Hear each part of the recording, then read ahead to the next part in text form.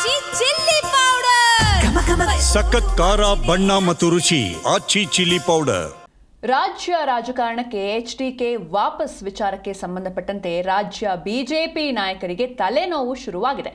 HDK ರಿ entry ಬೆನ್ನಲ್ಲೇ CM ಆಕಾಂಕ್ಷಿ ಚರ್ಚೆ ಜೋರಾಗ್ತಾ ಇದೆ. ರಾಜ್ಯ ರಾಜಕಾರಣಕ್ಕೆ ಎಚ್ಡಿ ಕುಮಾರಸ್ವಾಮಿ ವಾಪಸ್ ಆಗ್ತಾರೆ ಎನ್ನುವಂತಹ ವಿಚಾರಕ್ಕೆ ಸಂಬಂಧಪಟ್ಟಂತೆ ಇದೀಗ ರಾಜ್ಯ ಬಿಜೆಪಿ ನಾಯಕರಿಗೆ ತಲೆನೋವು ಶುರುವಾಗ್ತಾ ಇದೆ. ಎಚ್ಡಿಕೆ ರಿ ಎಂಟ್ರಿ ಬೆನ್ನಲ್ಲೇ ಸಿಎಂ ಆಕಾಂಕ್ಷಿ ಚರ್ಚೆ ಕೂಡ ಜೋರಾಗಿ ನಡೀತಾ ಇದೆ. ಮುಂದಿನ ಅಸೆಂಬ್ಲಿ ಎಲೆಕ್ಷನ್ ಗುರಿಯಾಗಿಸಿಕೊಂಡು ಎಚ್ಡಿಕೆ ಗೇಮ್ ಆಡ್ತಿದ್ದಾರೆ. ಹೀಗಾಗಿ ಅಸೆಂಬ್ಲಿ ಚುನಾವಣೆ ಹೊತ್ತಿಗೆ ಸಿಎಂ ಸ್ಥಾನದ ಬೇಡಿಕೆಯನ್ನ ಇಡ್ತಾರಾ ಎಚ್ಡಿ ಕುಮಾರಸ್ವಾಮಿ ಎನ್ನುವಂಥ ಸಾಕಷ್ಟು ಪ್ರಶ್ನೆಗಳು ಮೂಡ್ತಾ ಇದೆ. ಬಿಹಾರ ಫಾರ್ಮುಲಾದ ಬಗ್ಗೆ ಬಿಜೆಪಿ ನಾಯಕರಿಗೆ ಆತಂಕ ಉಂಟಾಗ್ತಾ ಇದೆ. ಮೈತ್ರಿಯಲ್ಲಿ ಸಿಎಂ ಅಭ್ಯರ್ಥಿ ಘೋಷಿಸೋದು ಬೇಡ ಎನ್ನುವಂಥ ತೀರ್ಮಾನಕ್ಕೆ ಬಿಜೆಪಿ ನಾಯಕರು ಬಂದಿದ್ದಾರೆ. ಸಂಕ್ರಾಂತಿ ದಿನವೇ ಅಂದ್ರೆ ನಿನ್ನೆ ತಾನೇ ರಾಜ್ಯಕ್ಕೆ ಎಂಟ್ರಿ ಬಗ್ಗೆ ಎಚ್ಡಿ ಕುಮಾರಸ್ವಾಮಿ ಅವರು ಮಾತನ್ನ ಆಡಿರ್ತಾರೆ.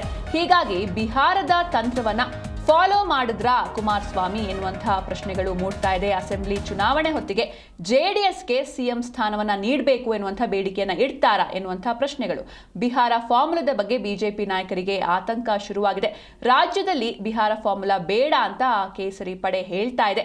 ಮೈತ್ರಿಯಲ್ಲಿ ಸಿಎಂ ಅಭ್ಯರ್ಥಿಯನ್ನ ಘೋಷಿಸೋದು ಬೇಡ, ಫಸ್ಟು ಚುನಾವಣೆಗೆ ಹೋಗೋಣ, ಸಾಮೂಹಿಕ ನಾಯಕತ್ವದಲ್ಲಿ ಚುನಾವಣೆ ಎದುರಿಸುವ ಸಲಹೆಯನ್ನ ಕೂಡ ನೀಡಲಾಗ್ತಾ ಇದೆ. ಇನ್ನು ಫಲಿತಾಂಶದ ನಂತರದಲ್ಲಿ ಶಾಸಕಾಂಗ ಸಭೆಯಲ್ಲಿ ಸಿಎಂ ಬಗ್ಗೆ ಚರ್ಚೆಯನ್ನ ಮಾಡೋಣ, ಫಲಿತಾಂಶದವರೆಗೂ ಸಿಎಂ ಸ್ಥಾನದ ಬಗ್ಗೆ ಚರ್ಚೆ ಬೇಡವೇ ಬೇಡ ಎನ್ನುವಂಥ ಒಂದು ನಿರ್ಧಾರಕ್ಕೆ ಬಂದಿದ್ದಾರೆ. ದೆಹಲಿಯ ವರಿಷ್ಠರಿಗೆ ರಾಜ್ಯ ಬಿಜೆಪಿ ನಾಯಕರು ಈ ಬಗ್ಗೆ ಒಂದು ಸಲಹೆ ಹಾಗೂ ಸೂಚನೆಯನ್ನು ಕೂಡ ನೀಡಿದ್ದಾರೆ.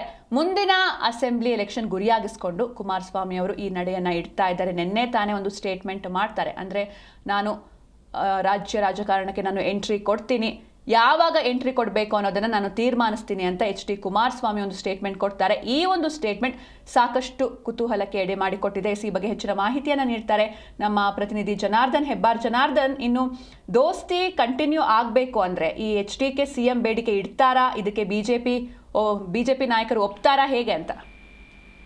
ಸಿಂಚನ, ನಿನ್ನೆ ದಿನ ಕುಮಾರಸ್ವಾಮಿ ಕೊಟ್ಟಂತ ಒಂದು ಹೇಳಿಕೆ ಈಗ ಮೈತ್ರಿಯಲ್ಲಿ ಒಂದಷ್ಟು ಚರ್ಚೆಗೆ ಕಾರಣ ಆಗ್ತಾ ಇದೆ. ಯಾಕಂತಂದ್ರೆ ರಾಜ್ಯ ರಾಜಕಾರಣಕ್ಕೆ ನಾನು ಬರ್ತೀನಿ, ಯಾವ ಸಂದರ್ಭದಲ್ಲಿ ಬರಬೇಕು ಅನ್ನೋದನ್ನ ತೀರ್ಮಾನ ಮಾಡ್ತೀನಿ ಅನ್ನೋದನ್ನ ಕುಮಾರಸ್ವಾಮಿ ಅವರು ಹೇಳಿದ್ದಾರೆ. ಇದು ಸಹಜವಾಗಿ ಯಾವ ಸಂದರ್ಭ ಅಂತಂದ್ರೆ ಮುಂದಿನ ವಿಧಾನಸಭಾ ಚುನಾವಣೆ ಸಂದರ್ಭದಲ್ಲಿ ಅವರು ರಾಜ್ಯ ರಾಜಕಾರಣಕ್ಕೆ ಮರಳೋದಾದ್ರೆ ಆ ಸಂದರ್ಭದಲ್ಲಿ ಬರ್ತಾರೆ ಅನ್ನೋದು ಇಲ್ಲಿ ಸ್ಪಷ್ಟ. ಹೀಗಾಗಿ ಇದು ಬಿಜೆಪಿ ನಾಯಕರಿಗೆ ಒಂದಷ್ಟು ಆತಂಕ ತಂದಿದೆ. ಯಾಕಂದ್ರೆ ಬಿಜೆಪಿಯಲ್ಲಿ ಸಿಎಂ ಅಭ್ಯರ್ಥಿ ಯಾರು ಅನ್ನೋದ್ರ ಬಗ್ಗೆ ಇನ್ನು ಚರ್ಚೆ ನಡೀತಾ ಇದೆ. ಈ ಸಂದರ್ಭದಲ್ಲಿ ಕುಮಾರಸ್ವಾಮಿ ಎಂಟ್ರಿ ಆಯ್ತು ಅಂತಂದ್ರೆ ಸ್ಪಷ್ಟವಾಗಿ ಕುಮಾರಸ್ವಾಮಿ ಅವರೇ ಮುಖ್ಯಮಂತ್ರಿ ಅಭ್ಯರ್ಥಿ ಆಗ್ಬಿಡ್ತಾರೆ, ಆ ರೀತಿಯಲ್ಲಿ ಬಿಂಬಿತ ಆಗತ್ತೆ ಅನ್ನೋಂಥ ಒಂದು ಆತಂಕ ಬಿಜೆಪಿ ನಾಯಕರಲ್ಲಿ ಶುರುವಾಗಿದೆ. ಹೀಗಾಗಿ ಬಿಜೆಪಿ ನಾಯಕರೆಲ್ಲ ಈಗ ಚರ್ಚೆ ಆರಂಭಿಸಿರೋದೇನಂದ್ರೆ ಈ ಸಂದರ್ಭದಲ್ಲಿ ಮುಖ್ಯಮಂತ್ರಿ ಅಭ್ಯರ್ಥಿ ಯಾರು ಅನ್ನೋದ್ರ ಬಗ್ಗೆ ಚರ್ಚೆ ಮಾಡಬಾರದು. ಮುಂದಿನ ದಿನದಲ್ಲಿ ವಿಧಾನಸಭಾ ಚುನಾವಣೆ ಸಂದರ್ಭ ಬಂದಾಗೂ ಸಹಿತ ಮುಖ್ಯಮಂತ್ರಿ ಅಭ್ಯರ್ಥಿ ಯಾರು ಅನ್ನೋದನ್ನ ನಂತರ ತೀರ್ಮಾನ ಆಗತ್ತೆ. ಈ ಸದ್ಯಕ್ಕೆ ಸಾಮೂಹಿಕ ನಾಯಕತ್ವದಲ್ಲಿ ಚುನಾವಣೆಗೆ ಹೋಗೋದು ಅನ್ನೋಂಥ ವಿಚಾರವನ್ನೇ ಎಲ್ಲೆಡೆ ಹೇಳ್ಕೊಳ್ತಾ ಬರಬೇಕು ಅನ್ನೋಂಥ ಒಂದು ಚರ್ಚೆ ಈಗ ಆರಂಭ ಆಗಿದೆ.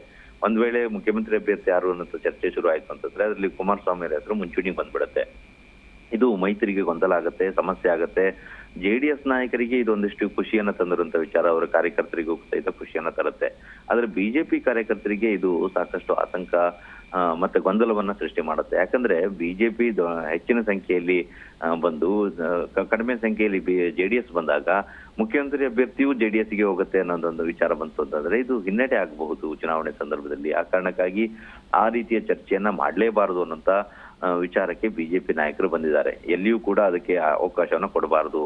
ಇಲ್ಲಿ ಬಿಹಾರ ಮಾದರಿ ಅನ್ನೋದು ಕೂಡ ಸ್ಪಷ್ಟ ಕಾಣಿಸುತ್ತೆ. ಬಿಹಾರದಲ್ಲಿ ನಿತೀಶ್ ಕುಮಾರ್ ಅವರ ನೇತೃತ್ವದಲ್ಲಿ ಚುನಾವಣೆ ಹೋಗಿದ್ರು. ಬಿಜೆಪಿ ಜೆಡಿಯು ಮೈತ್ರಿ ಇದ್ದಾಗ್ಯೂ ಸಹಿತ ನಿತೀಶ್ ಕುಮಾರ್ ಅವರ ನಾಯಕತ್ವದಲ್ಲಿ ಚುನಾವಣೆಗೆ ಹೋಗಿದ್ರು. ನಿತೀಶ್ ಕುಮಾರ್ ಅವರೇ ಸಿಎಂ ಅಭ್ಯರ್ಥಿ ಅನ್ನೋದನ್ನು ಕೂಡ ಅವರು ಎಲ್ಲರೂ ಕೂಡ ಒಪ್ಕೊಂಡಿದ್ರು.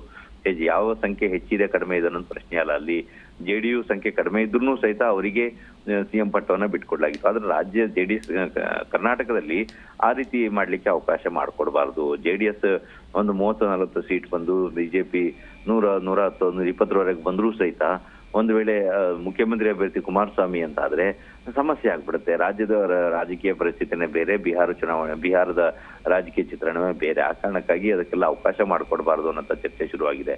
ಕುಮಾರಸ್ವಾಮಿ ಅವರು ನೀಡಿದಂತಹ ಒಂದು ಹೇಳಿಕೆ ಈಗ ಮೈತ್ರಿಯಲ್ಲಿ ಸಾಕಷ್ಟು ತಳಮಳಕ್ಕೆ ಕಾರಣ ಆಗ್ತಾ ಇದೆ. ಒಂದು ಕಡೆಯಲ್ಲಿ ಖುಷಿ ವಿಚಾರ JDS ನವರಿಗೆ, ಇನ್ನೊಂದು ಕಡೆಯಲ್ಲಿ ಬಿಜೆಪಿ ಅವರಿಗೆ ಆತಂಕ ತಂದಿರೋಂಥ ವಿಚಾರ. ಇದಕ್ಕೆ ಸೊಪ್ಪು ಹಾಕ್ದೇನೆ, ಪುಷ್ಟಿ ಕೊಡದೇನೆ, ಚರ್ಚೆಗೆ ಇದನ್ನ ಹೆಚ್ಚು ಅವಕಾಶವನ್ನ ಮಾಡದೇನೆ ಸಾಮೂಹಿಕ ನಾಯಕತ್ವ ಅನ್ನೋದನ್ನೇ ಬಿಂಬಿಸ್ಕೊಂಡು ಹೋಗ್ಬೇಕು ಅನ್ನೋಂಥ ವಿಚಾರಕ್ಕೆ ಬಿಜೆಪಿ ನಾಯಕರು ಸದ್ಯಕ್ಕೆ ಬಂದಿದ್ದಾರೆ ಅನ್ನೋಂಥ ಮಾಹಿತಿ ಲಭ್ಯ ಆಗಿದೆ. Sinchana. Okay, thank you Janardhan Hebbar ನಿಮ್ಮೆಲ್ಲ ಡೀಟೇಲ್ಸ್ಗಾಗಿ.